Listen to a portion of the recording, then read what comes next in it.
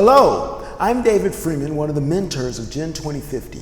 Welcome to this Gen2050 presentation called The Power is in Your Hands. Gen2050 is an innovative youth development program for students in 6th through 12th grade living in Miami-Dade County, Florida, but it is so much more than a program.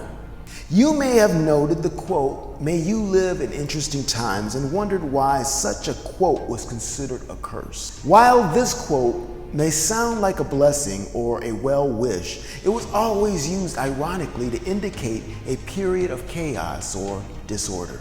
Gen2050 was created by Linda Freeman in November 2016 with the idea of aiding under-resourced urban middle and high school students through a youth development program focused on entrepreneurship, environmental conservation, personal leadership, and community service. Linda understood that the youth of today's interesting times will be the adults of the year 2050.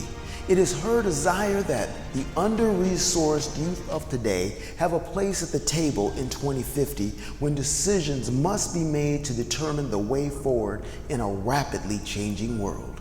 One of the areas that we are experiencing change in is in technology. One reason behind this is based on something called Moore's Law. In 1965, Gordon Moore, an American engineer, noted that the number of transistors that were on an integrated circuit or a computer chip was doubling every 2 years. Moore predicted that at some point we would not be able to put any more transistors on a chip because there simply would not be any more space on the chip.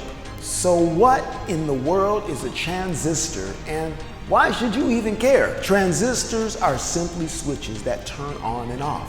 In essence, computers work primarily by using zeros and ones, or on and off states, one being an on state and zero being an off state. Now, explaining the science behind this technology is beyond the scope of this presentation and would probably get a little boring anyway. Just understand that the more transistors that are available, the more 0 and 1 states are available. And the more zeros and ones available, the more information that can be represented or expressed, whether it's photos, music, videos, 3D simulations, virtual reality, or all of them at the same time. Here's a little perspective on how fast things are moving.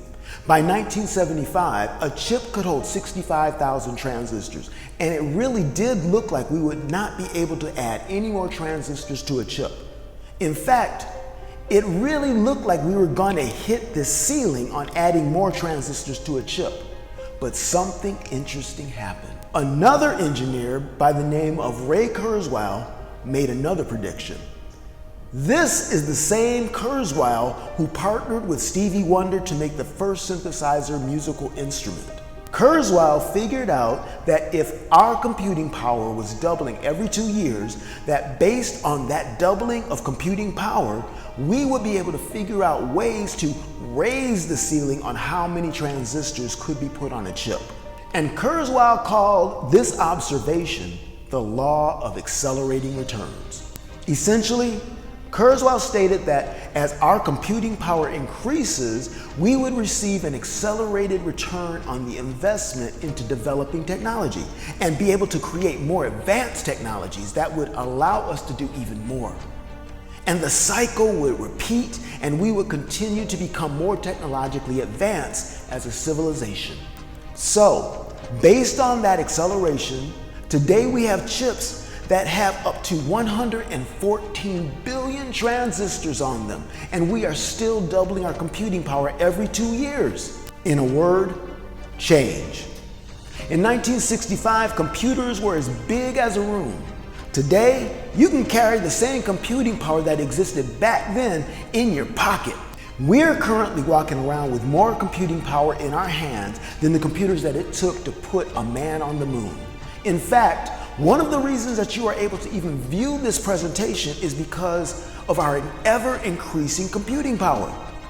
This ability was not available 10 years ago, and this is just the beginning of virtual reality. For now, you are holding your phone up to your face to experience this 3D 360 view. It is entirely possible that in a few years your phone will be 10 times more powerful and be a pair of glasses that beams the information on your eyeglass lenses. It may not even be too far-fetched to say that such a device could beam the information directly to your brain. Another prediction that Ray Kurzweil made is called the technological singularity. As a result of the ever-increasing computing power, new technologies such as artificial intelligence, AI, and machine learning, ML, have become a reality. AI is helping us solve problems that were once impossible to solve. From how many transistors can fit on a chip to what we can do about climate change. As our computing power doubles, AI is growing and is helping us to find solutions in these interesting times. The technological singularity states that by the year 2045, our computing power will have reached a level where there will be very little that we cannot fix. Remember that technology is shrinking down every year. So how long before we shrink down the technology of a jet fighter and put that power into a wearable suit? Can you say Iron Man? From engineering to the cure to cancer, to extending how long we live, the technologies of tomorrow will seem like magic in comparison to what we have today. One of the areas that Gen 2050 is focused on building interests and skills in is STEAM.